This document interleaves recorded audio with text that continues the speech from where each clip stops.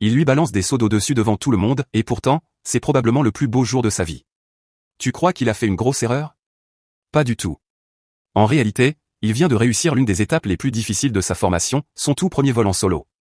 Jusqu'à ce jour, un instructeur était toujours derrière lui, à surveiller chacun de ses gestes, corriger ses erreurs et intervenir si nécessaire. Mais cette fois, personne n'était là pour l'aider. Chaque décision lui appartenait, et chaque erreur aurait été de sa responsabilité. S'il réussit à décoller et à atterrir seul, il n'est plus considéré comme un simple élève pilote. Il devient un véritable pilote. Le seau d'eau qu'on lui verse dessus n'est donc pas une humiliation, mais une tradition bien connue dans de nombreuses écoles d'aviation. C'est une façon de célébrer ce moment unique et de marquer le début d'un nouveau chapitre. Et ce n'est pas la seule tradition. Dans certaines écoles, on coupe même une petite mèche de cheveux après le premier vol en solo. Cette coutume remonte à l'époque où l'instructeur était assis derrière l'élève pour le guider.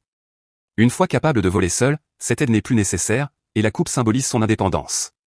Ailleurs, tu peux voir des blagues, des petites tapes amicales ou d'autres rituels après l'atterrissage. Ça peut sembler étrange, mais le message est toujours le même, cette personne est désormais capable d'assumer seule toutes ses décisions dans le ciel. Alors la prochaine fois que tu verras un pilote se faire arroser devant tout le monde, rappelle-toi que tu n'assistes pas à une punition, mais à la naissance officielle d'un pilote autonome.